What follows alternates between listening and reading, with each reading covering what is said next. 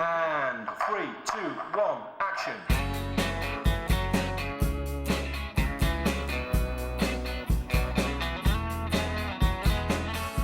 In 1997, two men from the east coast of England set out on a journey that would stretch their friendship to breaking point, their bank balances beyond bankruptcy, and put their credibility as filmmakers on the line. Oh, hey, cheers, mate. We'll pay you back when we're famous. We wanted to make a full-length movie about one of the greatest rock and roll bands in history. I think we wanted to do it for under £3,000 and film it in Grimsby. We were young, slightly naive, but we still believed that we could do it. 15 years on, the film in question, all those years ago, has long since been completed. And all but forgotten, that is, until now. One day with your paintings and my music, we'll change the world. For the first time since the film premiered in 1999, producer John Birkwood and director Stuart Hall have come back together to rework and remaster their magnum opus. The timing just seems to be right now. I mean, obviously it's been 15 years since we actually sat down. It doesn't seem like 15 years, but it's been 15 years since we actually sat down and decided, we were making this film and started working on it. I think for me, because obviously I wrote it, there's always been a little piece of unfinished business there that we didn't give it the credit it deserved, because by the end of the film we were so strung out and we were so exhausted that we were just happy to get it finished, happy to get it onto video. We never remastered it for DVD when the technology became available. We were very limited to what we were able to do with the kind of equipment that we were using for the production.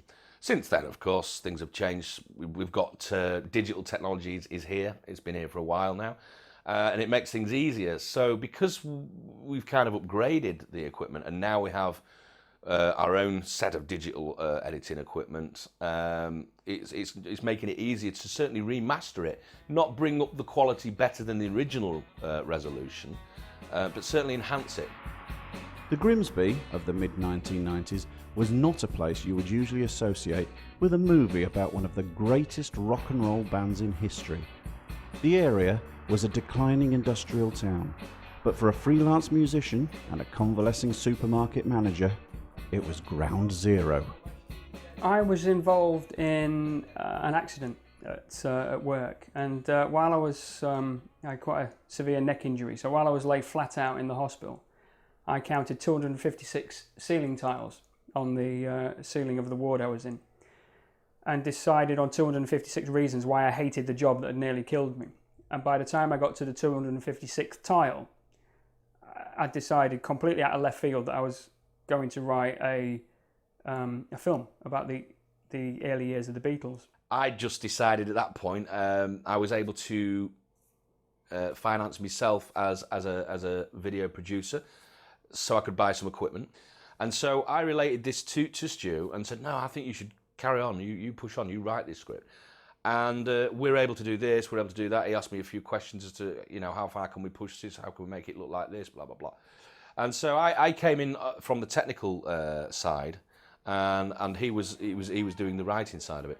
And we just collaborated on the whole thing from start to finish through prep, production, and post. For the casting, we went around all the local youth organisations and basically just asked anybody if they was interested in playing a part in a film. And we got quite a good response, so we held auditions in front of camera at the hut where we were working. To be honest, they knew what they were talking about. They had everything with them, and they knew what the idea was. They knew what they wanted to do. It sounded very professional and everything. So I mean, everybody that was in the actual group there wanted to be in it and put the name down for it. I played Ringo Starr in the film, and I learnt my part through extensive research. I originally auditioned for the part it was at John's house.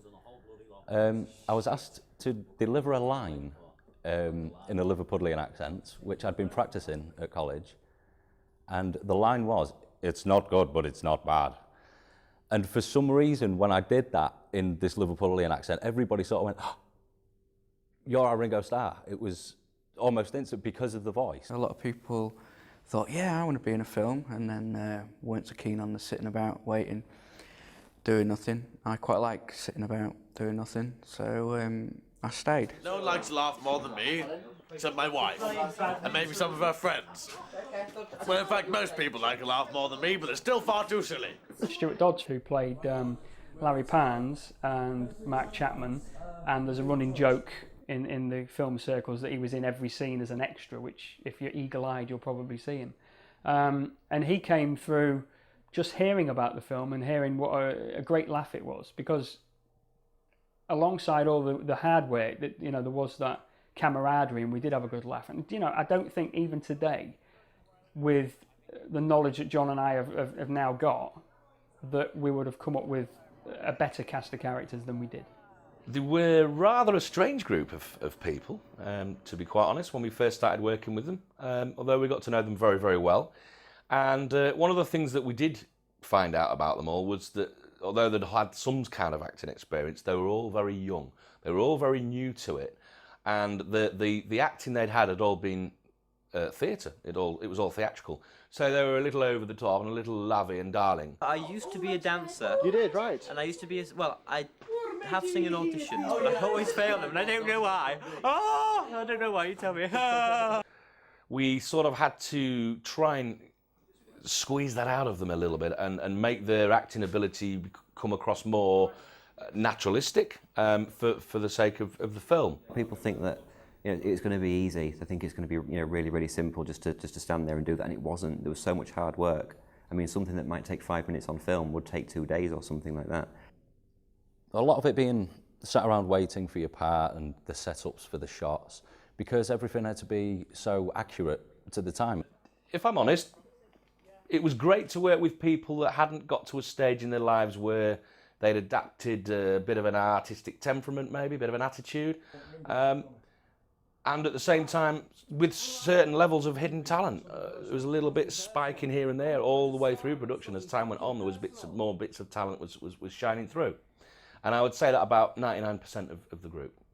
However, there was the odd one or two that had a bit of an attitude and had a bit of an artistic temperament without the talent to back it up. Well, I played Alan Williams in the film. He was the Beatles' first manager. When I actually got the part of Alan Williams, I was actually quite surprised because I didn't know who he was, and I thought I'd got a really bum role. But to be honest with you, after I found out who he was, I was quite pleased. It was quite an interesting part to play. Wouldn't you be? It was very much like myself, actually. He's quite an angry man, quite a bitter man, I think, and that's me. No, I don't want your money. I told you to take the Beatles. Casting the film was only the start of the process. With no money in the bank and no confirmed locations, the newly formed Shotmaker Productions youth group had to beg, steal and borrow everything from transport to rehearsal space. Yeah, there's a pity that peasant Alan doesn't appreciate them. Never mind the bloody walls. There's excitement about the project. I remember that. It's like, oh, it's a Beatle film, Beatle film. And thrilled when I got the role, Paul McCartney. Yeah, it's and meeting loads of new people. That was, yeah, it was a project that engaged our minds. The Fab Four are as synonymous to Liverpool as coal is to Newcastle. Although Grimsby had its fair share of industrial dereliction, the All Those Years Ago team realised very early on that a film with such a recognisable subject matter needed recognisable locations. We wanted the whole thing to look like it was filmed in Liverpool for obvious reasons, but it wasn't. Most of it, 85-90% of it, was filmed in Grimsby, which tied in nicely with the budget we had available to us at that time. However, we did need shots of Liverpool. We had to go over there for 2 or 3 trips, purely just to get insert shots, for example, establishing shots, some with characters, some without, some original Beatles haunts, so that editorially, when we put the thing together, we could put a Liverpool scene in between 2 Grimsby scenes. And I wanted to film, in the Beatles' hometown. Drawback, of course, we didn't have any money. And I remember writing to a gentleman called Graham Clark, who owns the Jacaranda Club. And he got back to me almost straight away. As soon as he received the letter, he rang me and said, yeah, of course you can use it. And I sort of cringed and said, you know, how much? And he said, oh no, it's all right, it's fine. You come down, film whenever you want. You'll be down in the basement, out of the way. It's not a problem. And we encountered that over and over again with people in Liverpool, just, you know, opening their places up to us. I remember day one, before cameras even rolled, it was midday. It was gone midday. It was well into the afternoon. You've got to appreciate that we were actually shooting in Liverpool on our first day of shooting, so we'd had all the loading of vans and minibuses with cast crew, kit. We'd travelled all the way to Liverpool. We'd got to our location. We'd had to unload. We were going down flights of stairs. We'd had to move giant pieces of furniture that weren't authentic out of our set. We jumped straight in there with some of the hardest scenes, and we were filming in the basement of the Jacaranda, and there's a photograph of me between takes, and I've just got this look on my face that says, why? Why am I doing this? Why am I doing this to myself? It didn't help that we were working in a dank underground basement painted in matte black paint with 4,000 watts of lights on us, creating an 85-degree environment.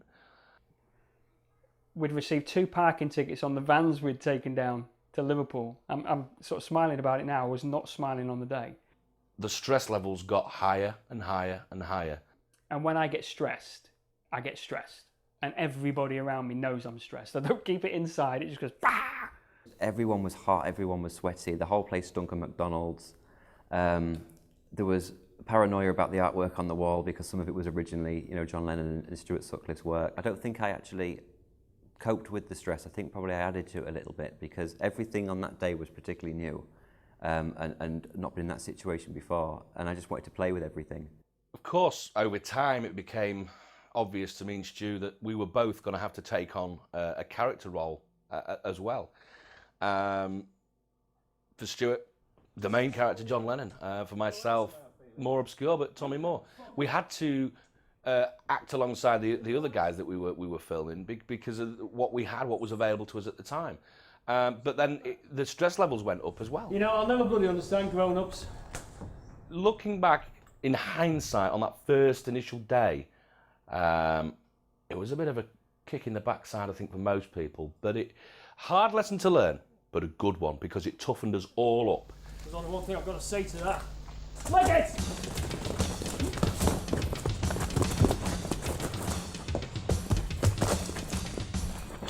With the director stepping into the role of John Lennon and the producer being forced into the role of Tommy Moore, the workload increased threefold. Miming to pre-recorded Beatles tracks was the obvious choice when it came to creating the soundtrack to the film, but obvious for Shotmaker was too easy. The soundtracks that you actually hear in the film, the lads are actually performing to, were reproduced by myself, and Lee Aaron came and did some bass work for us, and Simon Scales did his rhythm and lead guitar. We tried to get the old Beatles sound as close as what we could. We recorded it clean, no effects. We put the echo on afterwards to get the right sort of club echo we needed. And then we obviously mixed down. We had to put the drums and bass down first. We recorded the rhythm guitars and then the lead guitars. And then vocals, well, I did Paul McCartney's vocals, and I also did some backing vocals. And Stuart did himself, John Lennon, he did John's character, John's vocals. And when you look at the film with all these, components together, the fact that it was all mimed to a separate tape and then sort of put together later on with the sound redubbed back over the top, I think the whole thing comes together quite well. Recreating the Beatles songs was one thing. Recreating the look of the Beatles performing them was something completely different. It was my job to do the musical training, i.e. Teach 4 non-musicians to look like 4 very good musicians. So I had to tell them where to put their hands on the fretboard, how to strum a certain rhythm, how a drummer would hit a cymbal in a particular way. All the attributes that go behind a live musical performance had to be taught to the lads because they'd had no musical experience. It was actually John Birkwood that taught me how to listen to one instrument in a whole sort of score sort of thing, and I just focused on that, and he went through where my fingers should be and how they should be moving, I don't know if it came across at all, but you know, it was constantly just, you know, thinking, where this is going. At first, it was really difficult. I think if you look closely in the film, at my hands, there's a couple of moments where I'm a little nervous, and you can tell that I'm not quite there as a drummer. It was difficult for a lot of them, although I think some of them managed to get it. There were some that maybe didn't quite. I am actually a musician. I can play the bass guitar and piano. I actually had to train some of the others in the film to actually play their instruments, and they just followed my guidelines throughout the whole production, really. And Stuart, including Stuart as well, needed some guidance. So it was lucky I was there, really, in that respect. So yeah, it's been fortunate for everyone, really, all around. Cut, take two, and mark.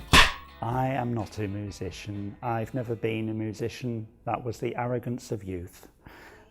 Everything that we did on the film was taught to us by, well, John Birtwood taught me the movements, and I was miming, basically. The instruments are so accurate because we part-built them. John Lennon's early Rickenbacker, for instance, we already had a guitar neck. We just built a new body out of kitchen worktop. When we did the first making of, when the film first came out, it sounds like we're being very cocky and very glib in the fact that, oh yeah, you know, we just made them. But that's the harsh reality of it. You know, we got a piece of kitchen worktop, we made a guitar out of it, but it worked. It looked like a Rickenbacker, it looked like a Gretsch for a fraction of the price and free in many cases. Stuart Sutcliffe's bass guitar springs to mind. Although we did make all our own instruments, that was the one that was made from scratch. We didn't have any existing guitar parts like we did for the other guitars, or drums or anything like that. So we cut the body for it, we produced the neck, the fretboard, we strung it, we spray painted it ourselves. And in order to keep up with the authenticity of the Beatles instruments of that day, the only way we could do it was to build, because we didn't have the budget to buy or hire any of this equipment. We even went as far as to make our own amplifiers and amplification. But Stu Sutcliffe's bass, I think, was quite a feat in instrument making. By mid-1998, the Shotmaker team had filmed at the Jacaranda Club in Liverpool 3 times, latterly filming the first of the songs for the movie. Shooting the scenes in the Jacaranda basement was pretty tough, actually. There wasn't a great deal of space. It was pretty cramped, certainly when you consider the amount of people and equipment we were using. In order to film the Beatles songs, we would have a 3-camera setup. We'd have 2 lockdown cameras. We'd have other people on the crew which would be working the dolly. We had a camera on the dolly, so we could do tracking shots and passing shots, just to give the overall feeling of movement, make the shots a little more interesting. Then we'd film inserts either side of shooting the songs where people are acting like they're listening to the songs, so we could then drop these in later on to make the whole thing look like it had been filmed on 9 or 10 cameras, and it just gave the whole thing a more live feel to the performance. Well, when it first started, it was just it was a few cameras, and then the next time the cameras would have weights attached to them, you know, for steady cams. Then at some point in the film, they revealed a huge crane, you know, which was a Nintendo control at the bottom of it. On their return to Grimsby, the realisation set in that it had taken a year to film just 10 minutes of finished footage. The budget was spent, and the future of the movie was in jeopardy. The reality of the situation was, at this point, we had no money. We had nothing. The finances of the film had run out. We'd spent them all on the Liverpool trips, and we still had the biggest bulk part of the film to shoot with nothing. We'd put a bid in for the National Lottery for some funding there. That failed. We lost our rehearsal space. We were losing people left, right and centre. It was all starting to look a little bit gloomy. I think we just started begging in the end. We took our begging bowl out and said, please help us finish this film. And there was a very astute journalist at the Grimsby Telegraph called David Leister. And he started putting us in the newspaper alongside pictures of the actual Beatles. And then suddenly people started ringing and saying, what's the film about? How can I get involved?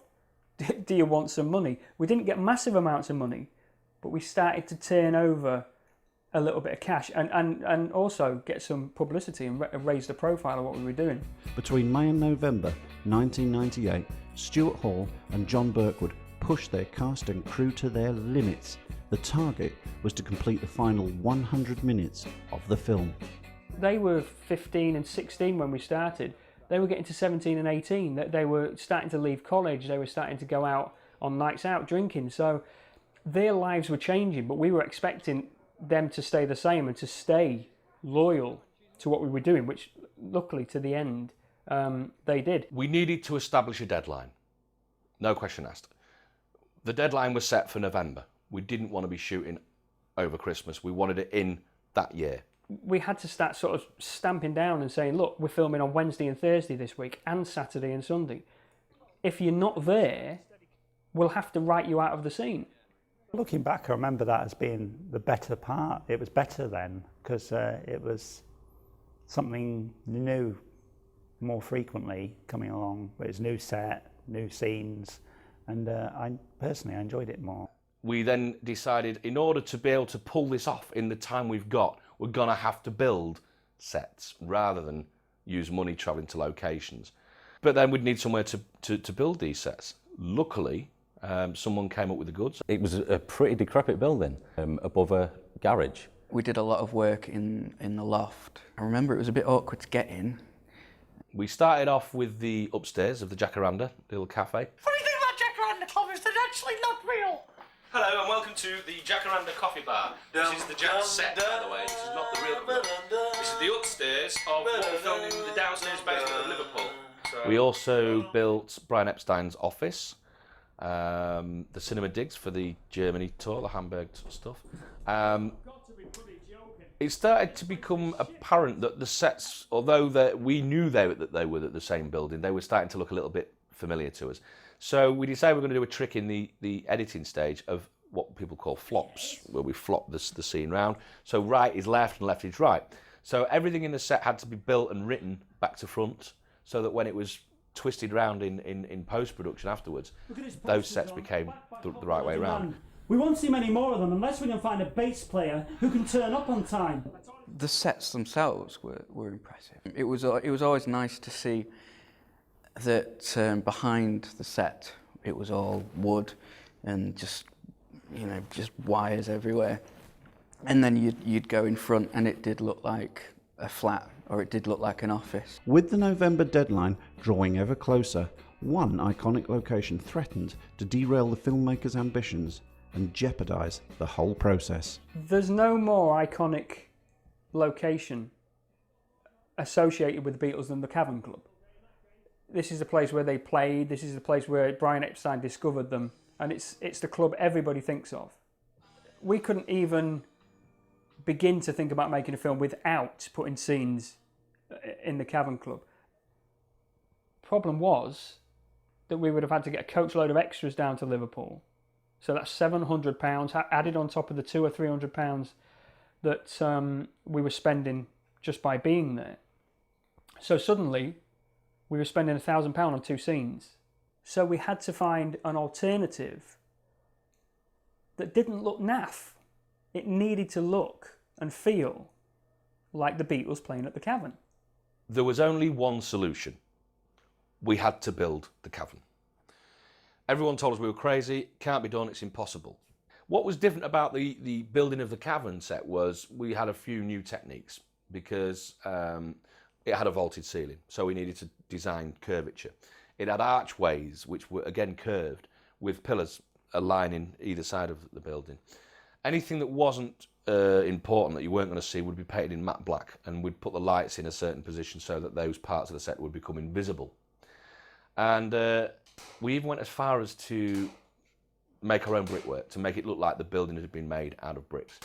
And it was great that we made this decision to build a set because it gave us the full freedom that we needed and we wouldn't have had to film if we'd have done it elsewhere.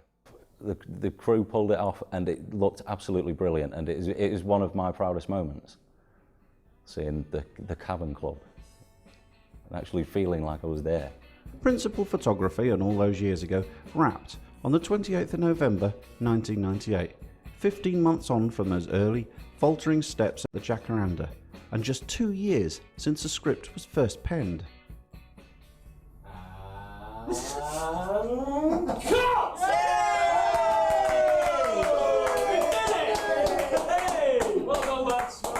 I know it's not champagne, but... So, that was the last major day of shooting. Certainly for the lads, they were quite excited about it. We had a couple of bottles of wine. Unfortunately, it wasn't over for me and Stu. We had to put the whole thing together. Now, we had to cram about 3,500 minutes of footage into about an hour and 50. Big task. Understatement. It was a huge task. Mainly because we were using analog equipment. We were using linear still, long line equipment. Now, you know, things have changed. We have digital, we have non-linear now, but we didn't have those facilities available to us at the time. So we had to edit the film, tape to tape, from beginning to end. Once we got past a certain stage, you know, that's fine. We'd have to leave that scene alone. Unlike digital, we couldn't ever go back and change anything, or we'd have to change everything from that point onwards. I think the edit took about 6 months. I think we started it in January and finished it just before the premiere in May. So 5 months. It took about 5 months. Did it live up to my expectations? No. The simple answer to that is no, because I think when you're doing anything like this, you expect Hollywood gloss and Hollywood glamour, and it's going to look just like a feature film. But I don't think any filmmaker, any artist, any photographer, any musician ever produces a piece of work that truly looks like the picture that they had in their head. I always wanted to do a classical score. I've always been a musician. I think classical music's great. Always wanted an orchestration sort of thing. But I also incorporated, with the nature of the film, I also incorporated some of the Beatles melodies, some of the notation, some of the melody lines into the classical score as well. So there's little phrases of Beatles kind of stuff in there that you can hear popping through.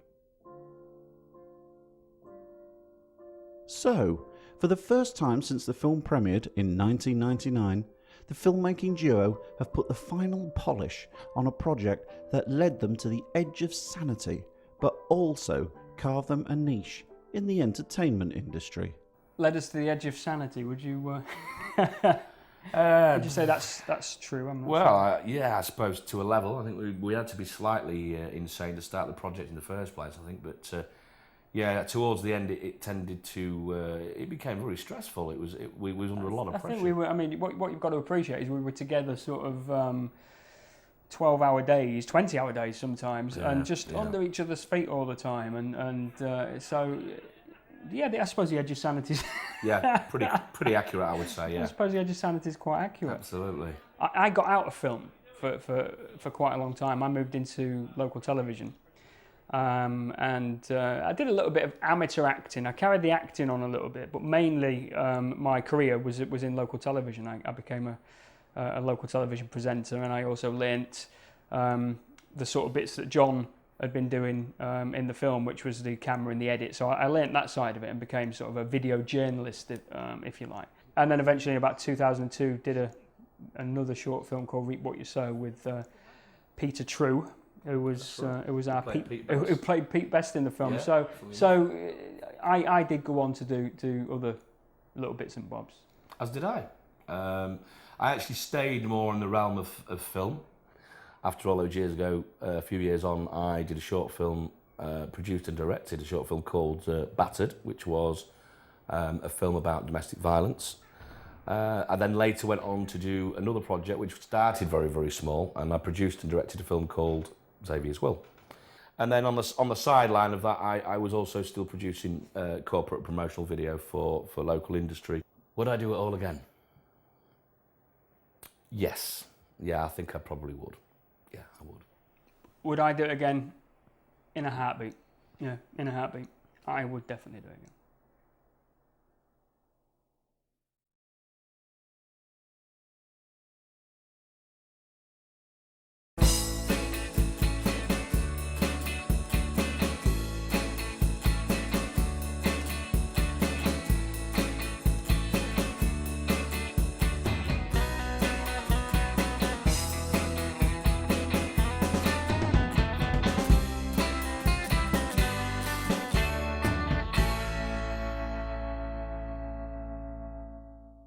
No tomfoolery on our side. No was there? tomfoolery. Danny didn't do it though, did he? Danny didn't. No, Danny didn't do it though, did he? Doddy did. Did he? No, Doddy.